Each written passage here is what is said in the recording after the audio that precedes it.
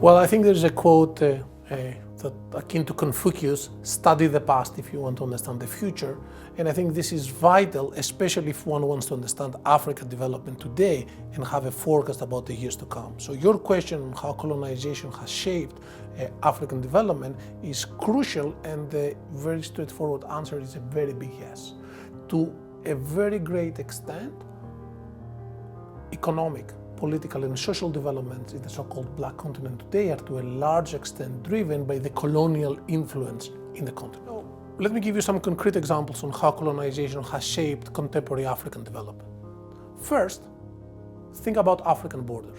Most of them follow latitudinal or longitudinal lines. They are most likely straight lines, and those lines partition many ethnic groups.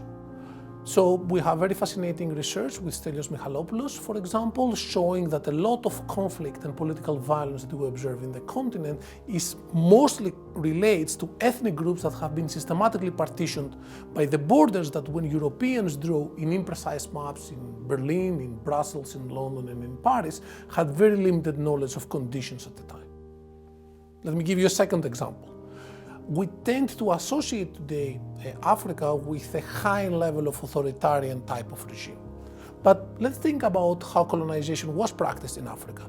Very small European communities with the sole objective to exploit the African continent, grab resources. This could be gold, it could be diamonds, it could be agricultural products like cotton or palm oil, and effectively ship them to North America or Europe. This legacy of exploitation, of very extractive norms and very extractive institutions persisted after African independence, and shortly after African independence in the 60s we had the emergence of those very authoritarian type of regimes, which in some sense they followed from their colonial predecessors.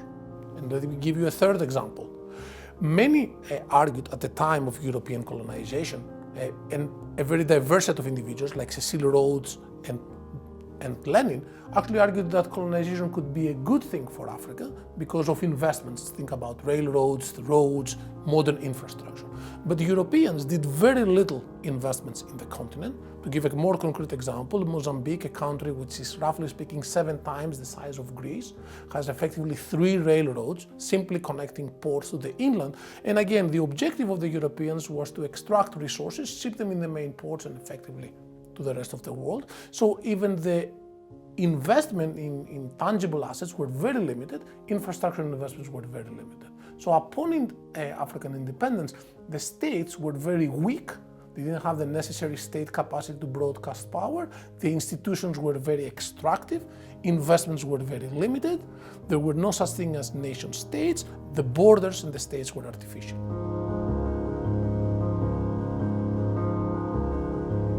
So the recent wave in populism that we observe globally is mostly an industrial countries phenomenon, although emerging markets, for example, Turkey, in Russia, we have elements of populism. Now, Africa, there are elements of populism in African states, but it's very, very different. Actually, I would say fundamentally different than the ones that rich, advanced countries experience in emerging markets. Now, it relates also to colonialism, because when Africa becomes independent, we have huge inequalities, very weak state capacity and extractive institutions.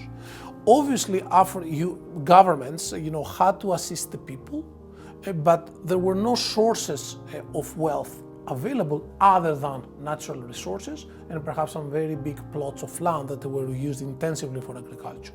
So the demand for populism among African citizens is mostly about confiscating perhaps property, or the states getting access to the valuable resources that Europeans and others have long exploited. So it takes, if you like, a more standard way of trying to exploit resources, typically mineral wealth or big pieces of agricultural land.